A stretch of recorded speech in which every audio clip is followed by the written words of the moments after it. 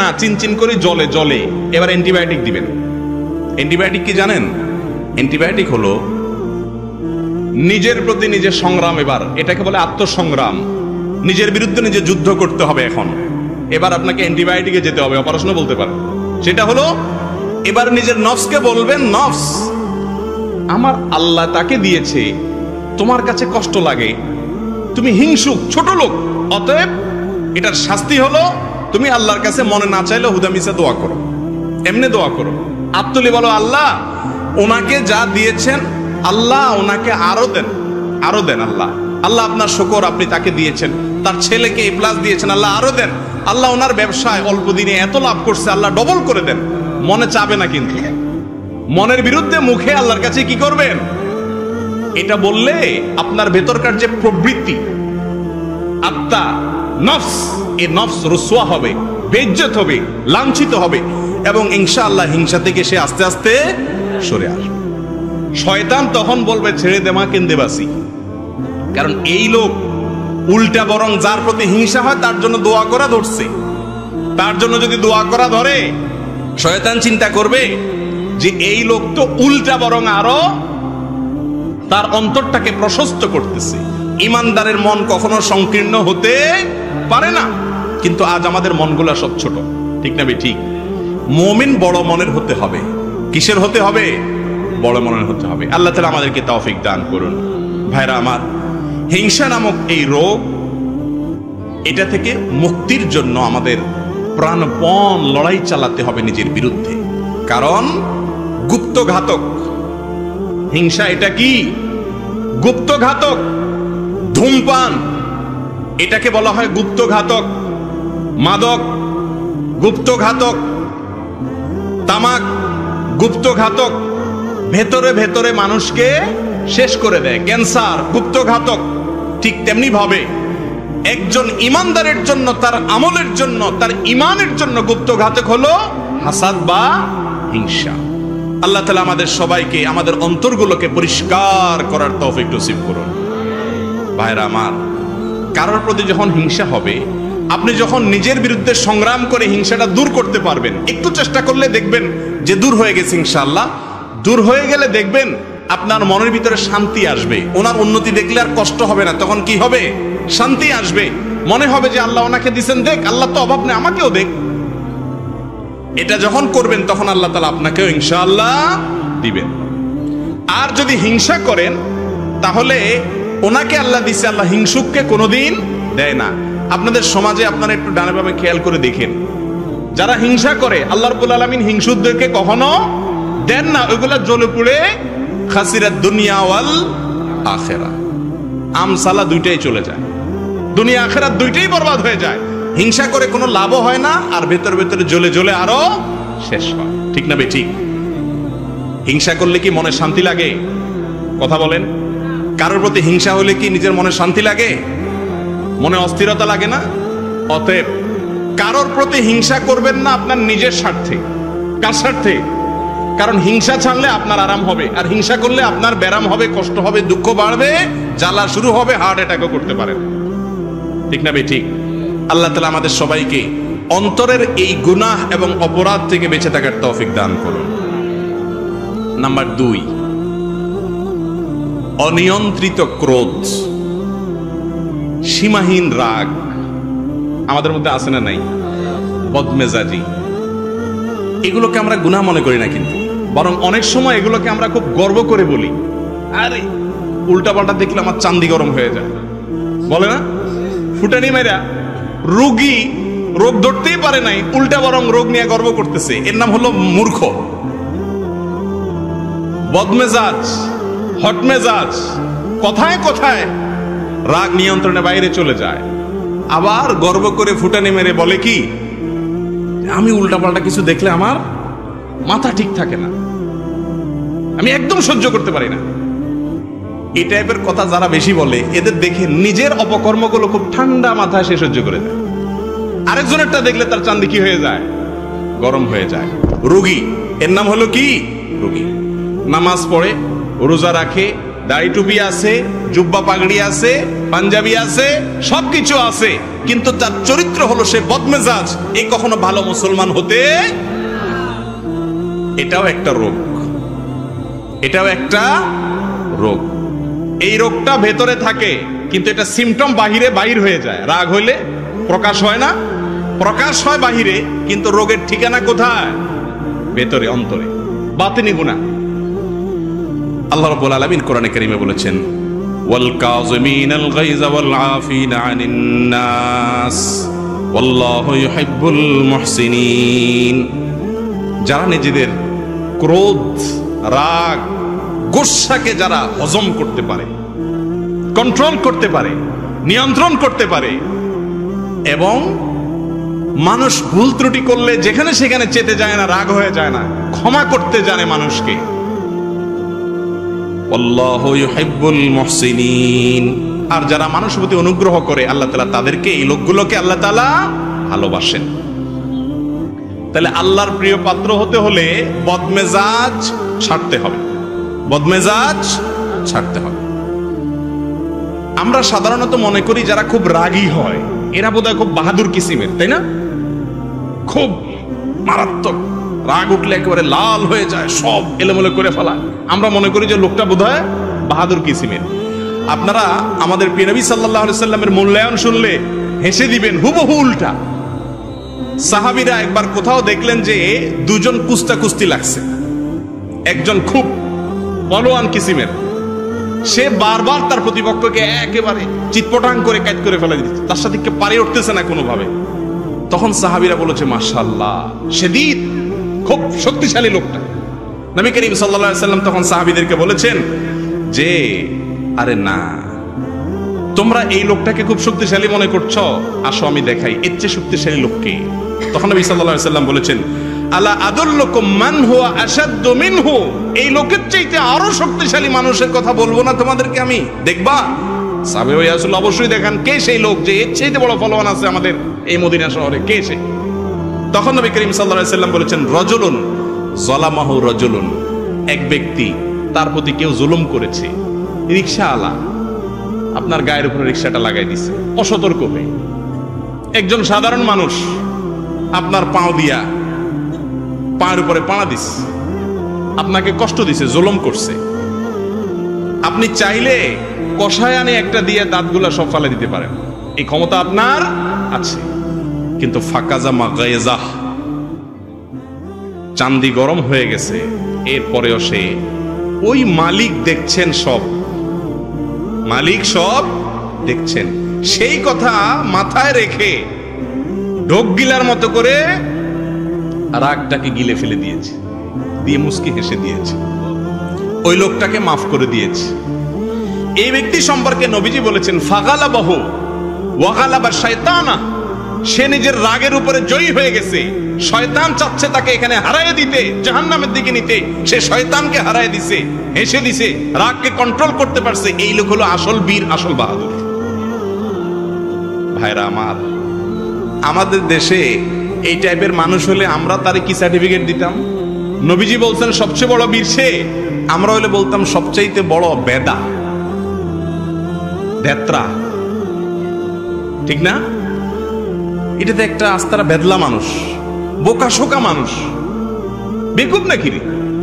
আরে এত বড় একটা জুলুম করলো, কি একটা রিকশাওয়ালা এত বড় একটা অন্যায় করলো, বেটা চায় চায় চলে গেল, এটা পুরুষ নাকি রে? আমরা এরকম না দেখি? দেখেন নবী করিম সাল্লাল্লাহু আলাইহি সাল্লামের দেখার দৃষ্টিভঙ্গি আর আমাদের দৃষ্টিভঙ্গির মধ্যে পার্থক্য কত বেশি, রোগই তো ধরতে পারতেছি না আমরা। ভাইরা আমার, যার তার সাথে রাগ জাহির করতে ফেলা, এটা সবাই পারে, এটা পারার জন্য কোনো যোগ্যতার প্রয়োজন, কিন্তু রাগকে কন্ট্রোল করার জন্য যোগ্যতার প্রয়োজন হয়। কন্ট্রোল করা সবাই পারে না। পাতলা পায়খানার বেগ আসছে, ধরে রাখতে পারে না, এ কি সুস্থ না রোগী? কথা বলেন, রোগী। আমরা বলি ডায়রিয়ার রোগী, তাই না? আর বাথরুমের বেগ আসছে, এরপরে অদীর্ঘ সময় ধরে রাখতে পারছে, আমরা বলি সুস্থ মানুষ, ঠিক না? ঠিক। আউট অফ কন্ট্রোল হয়ে গেছে, ডাইরেক্ট হয়ে গেছে, কোনোভাবে ধরে রাখতে পারে না, এটা হলো অসুস্থ ব্যক্তি। রাগ আসলে চান্দি গরম হয়ে যায়, ভাঙচুর শুরু করে, এলোমেলো করে ফেলে সব, মাথা গরম হয়ে যায়, হট মেজাজ হয়ে যায়। তার মানে এই ডায়রিয়ার রোগীর মতো রোগী কন্ট্রোল করতে পারে না। এটার স্ক্রু ঢিলা। স্ক্রু কি আপনারা মনে করেন স্ক্রু বেশি টাইট, ওইটা একটু বেশি ঢিলা। স্ক্রু ঢিলা দেখেই সে হট হয়ে যায়। কথা বুঝেন নাই? বদমেজাজ যে তার স্ক্রু টাইট না ঢিলা, বিশ্বাস হয় না আপনাদের? কারণ স্ক্রুটা যদি টাইট থাকতো তাহলে তার কন্ট্রোলিং পাওয়ার থাকতো, সাথে সাথে ব্রেক দিতে পারতো, যেখানে সেখানে রাগ দেখাইতো। ভাইরা আমার, এই রোগটা আজকাল অনেক বেশি। বড়রা তো বড়রা, ছোট বাচ্চা কাচ্চা, 3 বছরের 4 বছরের বাচ্চা কাচ্চা যেগুলো আছে, সব অভিভাবকদের একটাই কথা, মারাত্মক রাগী। ঠিক না বে ঠিক? বাপ মা আবার এমন স্টাইলে বলে মনে হয় যে খুব গর্বিত, ঠিক না? বলে যে মারাত্মক রাগী ছেলেটা, ডেঞ্জারাস রাগী। ও ছেলে যে রোগী এটা সে নিজেও টের পাচ্ছে না। ঠিক না বে ঠিক বলেন? ছোট ছোট বাচ্চাদেরকেও দেখবেন গত 10-20 বছর আগেও, মুরব্বীরা বলতে পারবেন, 10-20 বছর আগেও পোলাপান এত হট মেজাজি ছিল না। এখন আরে বাপরে বাপ, চান্দি চুন্দি সব গরম। ঠিক না বে ঠিক? কোনো ঠান্ডা মানুষ টানুষ নেই। চুলের তো নুন বেশ করলে ভাঙচুর শুরু করে দেয়। হ্যাঁ, তার সিনারিও দেখার জন্য সবাই অস্থির হয়ে যায়। ঠিক না বে ঠিক? এর অবশ্য অন্য কারণ আছে। এর কারণ কি জানেননি? ওইটা আরেক রোগ। এটা হলো মোবাইলে গেমস পোলাপানকে দিতে দিতে, গেমসে কি দেখে? গেমসে যা দেখে সব হলো কি? মারামারি, কাটাকাটি। সামনে আসছে ঠুস ঠুস মারো। ঠিক না বে ঠিক? ওই সাপের গেম যেটা খেলান একই কথা, খাই ফেলা। সামনে যারা আছে তারা খাই ফেলা। এই যে গোটা সমাজে হানাহানি, খুনাখুনি, মারামারি, খাই খাই, ধর ধর মার মার কেন আসছে? এগুলোর অনেক কারণের ভিতরে একটা ছোটখাটো কারণ এটাও যে আমাদের এই গেমসের ফিতনা আমাদের বাচ্চাগুলোকে ক্রেজি করে দিচ্ছে, এদেরকে উগ্র করে দিচ্ছে, বদমেজাজ করে দিচ্ছে, কোনো কিছু মানতে রাজি না, সামনে যা পাবে ধর্মার খা। বুঝেন নাই কথা? আল্লাহ তাআলা আমাদের সবাইকে সুস্থ মানসিকতা অর্জন করার তৌফিক নসিব করুন। বলছিলাম ক্রোধের কথা, ছোট বাচ্চারাও এখন বদমেজাজি। ভাইরা আমার, রাগ খারাপ জিনিস না। রাগ মূলত খারাপ জিনিস। রাগকে নিয়ন্ত্রণ করতে না পারা, এটা হলো খারাপ জিনিস। এই জন্য আল্লাহ রাব্বুল আলামিনের ভাষা দেখবেন, ওলামায়ে কেরাম মজা পাবেন জানেন, ওয়াল কাযিমিনাল গাইজ। আল্লাহ বলেছেন যারা রাগকে সংবরণ করে। কাজম এর মানে হলো মশক। মশক আগের যুগে পানি রাখার জন্য চামড়ার, যে এখন ফুদে বড় করার বালিশ আছে না কিছু, এখন আজকাল পাওয়া যায় মেডিসিনের দোকানে, গরম পানি রাখার জন্য ওইগুলোর মধ্যে। তো এটার মধ্যে হট ওয়াটারের যে ব্যাগ, এই ব্যাগের মধ্যে পানি রাখলে সেটা যাতে বের না হয়, এটার জন্য সিভিটিভি ভালো করে আটকানো, এটাকে বলা হয় কাজম, নিয়ন্ত্রণ করা, কন্ট্রোল করা। আল্লাহ তাআলা বলেছেন ওয়াল কাযিমিনাল গাইজ, যারা তাদের ক্রোধকে, রাগকে এরকম নিয়ন্ত্রণ করে, ওই হট ওয়াটার ব্যাগ থেকে যেরকম এক ফোঁটা পানি বের হতে দেয় না ব্যাগে, ঠিক তেমনি ভাবে যেই ব্যক্তি তার রাগ আছে ঠিকই, যখন তখন সেটাকে বের করে দেয় না। যখন যতটুকু দরকার হয় হট ওয়াটারের ব্যাগ খুলে মানুষ ঢালে, সেও যেখানে যতটুকু দরকার হয় ততটুকু রাগ জাহির করে, যেখানে সেখানে রেগে যায় না, কন্ট্রোল করতে পারে। এই ব্যক্তির প্রশংসা আল্লাহ করেছেন। আল্লাহ বলেন নাই ওয়াল আদিমিনাল গাইজ, আল্লাহ কিন্তু বলেন নাই ওয়াল আদিমিনাল গাইজ। আদিমিনাল গাইজ মানে যাদের রাগ নাই, তাদের প্রশংসা আল্লাহ করেন নাই। একেবারে বেদলা রাগটা কিচ্ছু নাই, বেদামাস, এটার প্রশংসা নাই। রাগ থাকতে হবে, তবে রাগরে কি করতে হবে? কন্ট্রোল। আপনার রাগের চোটে মায়ের সামনে মুখটা খারাপ করে ফেলে দিলেন, রাগের চোটে একটা গালি বের হয়ে গেল, রাগের চোটে বাপকে ঝাড়ি দিয়ে বসলেন, রাগের চোটে একজন মুরব্বির সাথে বেয়াদবি করে বসলেন, রাগের চোটে একজন দুর্বল মানুষকে একটা থাপ্পড় দিয়ে বসলেন।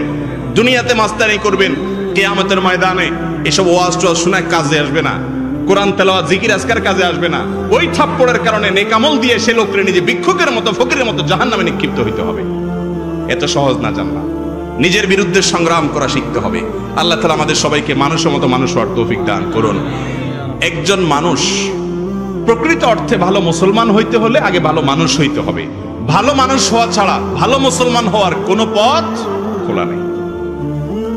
অতএব রাগকে সংবরণ করতে হবে। এক সাহাবী এসে বলতেছেন, ইয়া রাসূলুল্লাহ, আমাকে একটু উপদেশ করেন, আমাকে একটা উপদেশ করেন। আমরা তো এখন উপদেশ চাই না, হুজুরদের কাছে যাই শুধু দোয়া চায়, হুজুর একটু দোয়া করিয়েন। আজ পর্যন্ত আমি দেখি নাই, আমি তো ছোট মৌলবী, মুরব্বীরা আরো বড় মৌলবী সাহেবরা ভালো জানেন, সাধারণ মানুষ আসে কি বলেনি কি, হুজুর আমাকে একটা নসিহত করেন, কোন আমলটা করবো বা কি করব। এগুলা পাওয়া যায় সচরাচর? সব শুধু দোয়া চায়, কারণ মনে করে যে হুজুররা দোয়া করে দিলে আমি আকাম কুকাম যাই করি না কেন শর্টকাট হইতে মনে আল্লাহ পার করে দিবে। বুঝছেন নি? বাঙালি সব জায়গায় আমরা শুধুমাত্র শর্ট রাস্তা খুঁজি, সোজা রাস্তায় কোথাও যাইতে রাজি না। আখিরাতের ক্ষেত্রে একই কথা, হুজুরদের দোয়া নিয়ে শর্টকাটে যেতে চাই, নিজে সোজা হইতে রাজি। সাহাবী জিজ্ঞাসা করতেছে, ইয়া রাসূলুল্লাহ আউসিনি, আমাকে একটু ওসিয়ত করেন, উপদেশ করেন। নবী করিম সাল্লাল্লাহু আলাইহি সাল্লাম বলেছেন, তোমার জন্য উপদেশ হলো লা তাগদাব, গোসা করবে না। সাহাবী চিন্তা করলেন, আরে কি একটা কথা হলো, এটা একটা আমল হলো নি, গোসা করো না, তুমি এতবার সুবহানাল্লাহ বলিও, এই দোয়াটা পড়িও, এরকম কিছু হয়তো হবে। নবীজি এটা কি বললেন? তখন বললেন, আবার বললেন, ইয়া রাসূলুল্লাহ আউসিনি, আমাকে একটু ওসিয়ত করেন। নবী করিম সাল্লাল্লাহু আলাইহি সাল্লাম আবারও তাকে বললেন, দ্বিতীয় দফায়ও তোমার জন্য ওসিয়ত হলো লা তাগদাব, গোসা করবা না, বদমেজাজি দেখাবা না। আবার ওসিয়ত চাইলেন, একই ওসিয়ত করলেন, কারণ নবীজি বুঝতে পেরেছেন যে এই রোগটার মধ্যে বদমেজাজির রোগ আছে, এজন্য তাকে ওই ট্রিটমেন্ট দিছে। অন্য একটা হাদিসে আছে, রাসূল করিম সাল্লাল্লাহু আলাইহি সাল্লাম একজনকে বলেছেন, লা তাগদাব ওয়ালাকাল জান্নাহ, রাগ করো না, জান্নাত তোমার। রাগ করো না, জান্নাত তোমার। ভাইরা আমার, যত সহজে বলে ফেললাম, একটু চিন্তা করেন তো কথাটা কত ওজনী। রাগ করো না, জান্নাত তোমার। তার মানে যদি তুমি ফরজ আমলগুলো করার পরে, বড় বড় কবিরা গুনাহ থেকে বাঁচার পরে নিজের রাগকে যদি সংবরণ করতে পারো, নিয়ন্ত্রণ করতে পারো, যেখানে সেখানে জেদ না দেখাও, জুলুম না করো, বদমেজাজি না করো, তাহলে সেক্ষেত্রে তোমার জান্নাতের গ্যারান্টি হয়ে গেল। কত বড় ব্যাপার চিন্তা করে দেখেন। আল্লাহ তাআলা আমাদের সবার রাগগুলোকে সংবরণ করার তৌফিক নসিব করুন।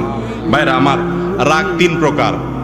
এক প্রকারের রাগ প্রশংসনীয়, এক প্রকারের রাগ নিন্দনীয়, আরেক প্রকারের রাগ অনুমোদিত অর্থাৎ জায়েজ। প্রশংসনীয় রাগ আছে।